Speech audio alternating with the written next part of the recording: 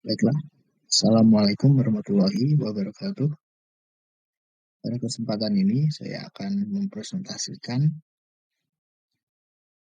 dalam pemenuhan tugas UAS untuk mata kuliah pendidikan Pancasila. Saya Rizky Agung Ramadhani dengan NIM 24010100138 akan mempresentasikan tentang sesi keempat, kepribadian aktualisasi dan implementasi Pancasila.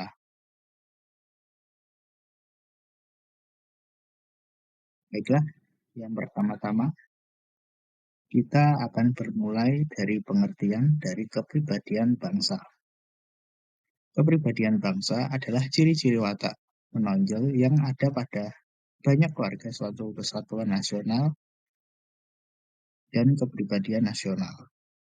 Dewan Perancang Nasional menyatakan bahwa kepribadian Indonesia adalah karakteristik yang dimiliki oleh bangsa Indonesia dan berbeda secara menyeluruh dengan kepribadian bangsa-bangsa yang lain.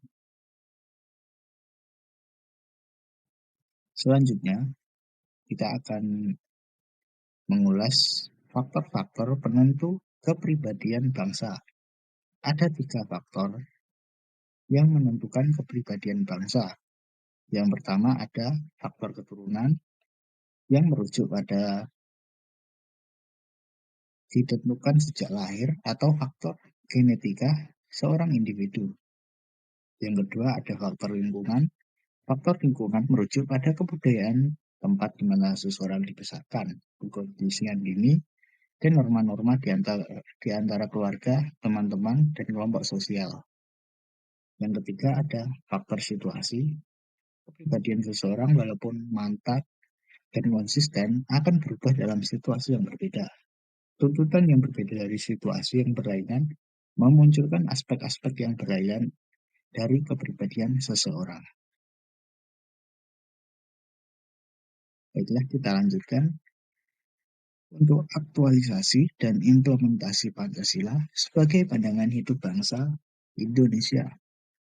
Menurut Muhyiddin Malik dalam buku Pokok-pokok Pendidikan Kewarganegaraan, aktualisasi Pancasila adalah bagaimana nilai-nilai Pancasila benar-benar dapat tercermin dalam sikap dan perilaku seluruh warga negara, mulai dari aparatur dan pimpinan nasional sampai kepada rakyat biasa. Aktualisasi ini dibedakan menjadi 2 macam, yaitu yang pertama ada aktualisasi Pancasila objektif dalam bentuk realisasi dalam setiap aspek penyelenggaraan negara, baik di bidang legislatif, eksekutif, dan yudikatif. Yang kedua adalah aktualisasi Pancasila subjektif, yaitu berupa pelaksanaan dalam sikap pribadi perorangan setiap warga negara, individu, setiap penduduk, dan setiap penguasa di setiap orang di Indonesia. Kita beranjak pada contoh studi kasus.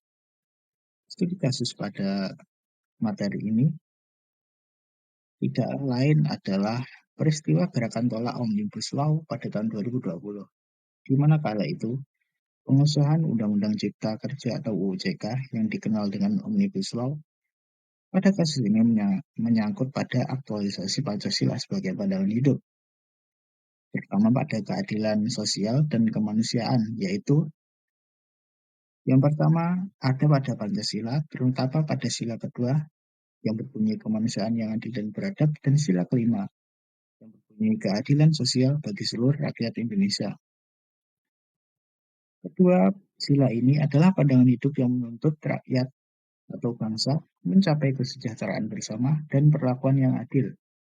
Para penolak Omnibus Law ini mengaktualisasikan nilai-nilai dengan menyuarakan kekhawatiran dan akan potensi eksploitasi buruh dan penghapusan hak dasar dan dampak negatif pada lingkungan hidup atau lingkungan kerja mereka.